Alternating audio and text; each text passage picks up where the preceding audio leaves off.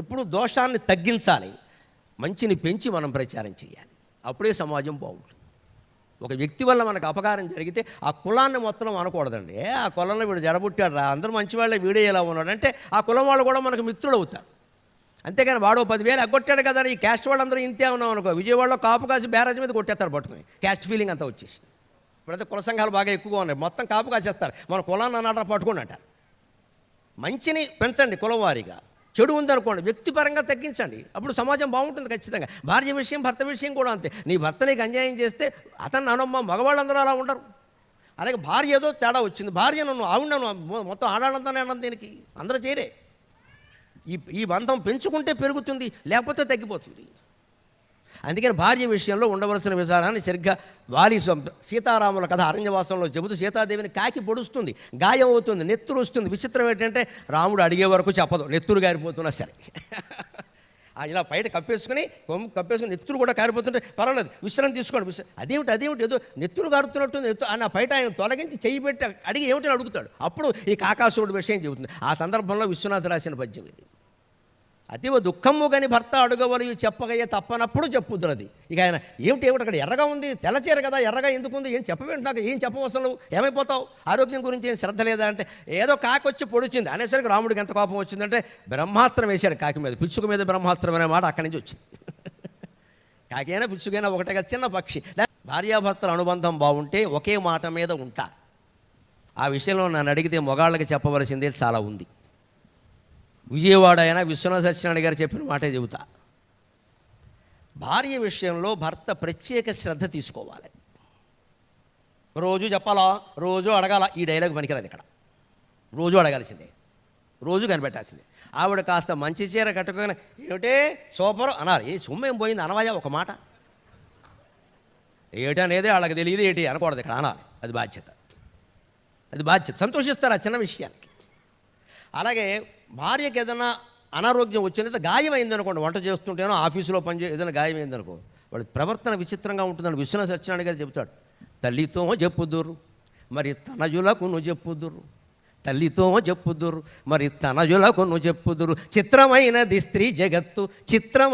స్త్రీ జగత్తు అతివ దుఃఖం ముగని భర్త అడుగవలయు అతివ దుఃఖం ముగని భర్త అడుగవలయు చెప్పకయ్య తప్పనప్పుడు చెప్పుదురది. స్త్రీ మనస్తత్వాన్ని కాచి వడబోసేశాడు విశ్వనాథ సత్యనారాయణ. భార్యకి ఏదైనా గాయం అయితే ఒంటి మీద తల్లితో చెప్పుదురు. అమ్మకి ఫోన్ చేసి అమ్మ వంట చెప్తుంటే చెయ్యి కాలిపోయింది, ఆవిడ ఎక్కడో ఉంది అండమాన్లో, ఆవిడ చెబుతుంది.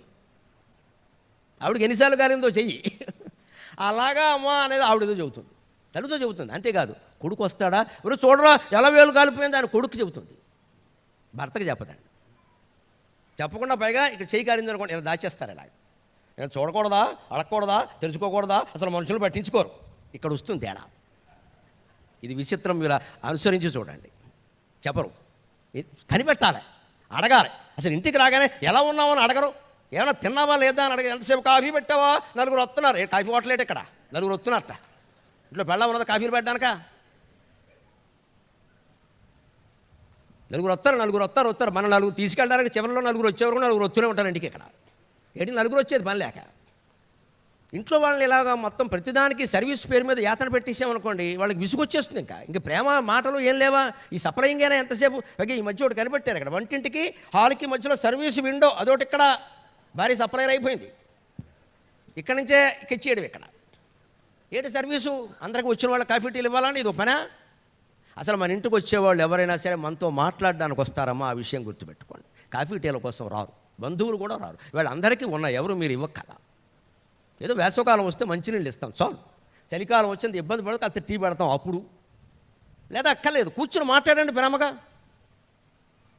ముందు ఇంటికి రాగానే భర్త చేయాల్సిన పని ఏమిటంటే, ఆఫీసు నుంచి ఇంటికి రాగానే భార్య ఉద్యోగం చేస్తున్నా సరే చెయ్యకపోయినా సరే, బాగున్నావా, ఆరోగ్యం అది బాగుందా, మధ్యాహ్నం తిన్నావా, ఏం సరిగ్గా తినావు, ఆవిడ తిన్నా సరే అడగాలి, అది లెక్క.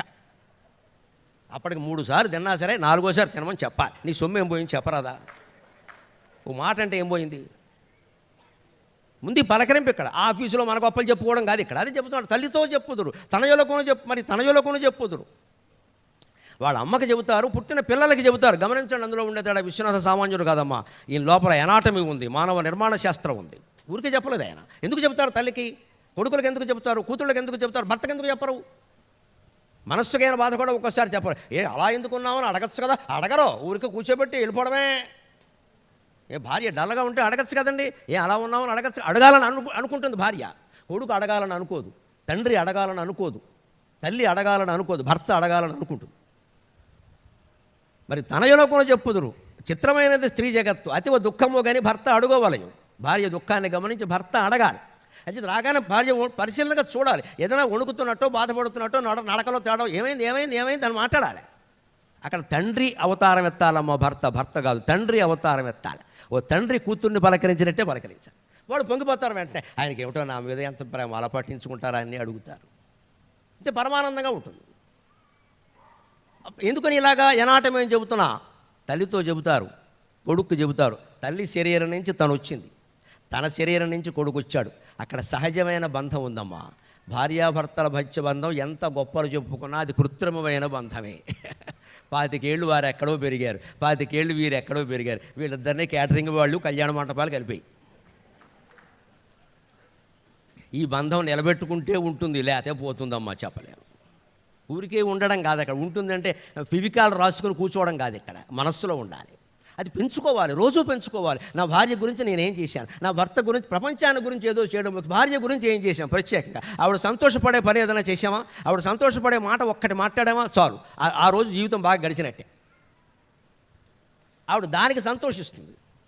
ఈయనకి ఎన్ని బిరుదులు వచ్చాయి, కావ్యాలు రాశారు, అవార్డులు వచ్చాయి కాదు, ఆ అన్ని సభలలో ప్రత్యేకించి సన్మానాలు జరిగినటువంటి విశేషమైన సభల్లో భార్య మనతో ఉండవలసిందే ఖచ్చితంగా. ఆవిడకి జరిగాకే నాకు జరగాల గౌరవం అనేది, అప్పుడే అనుబంధం బాగుంటుంది.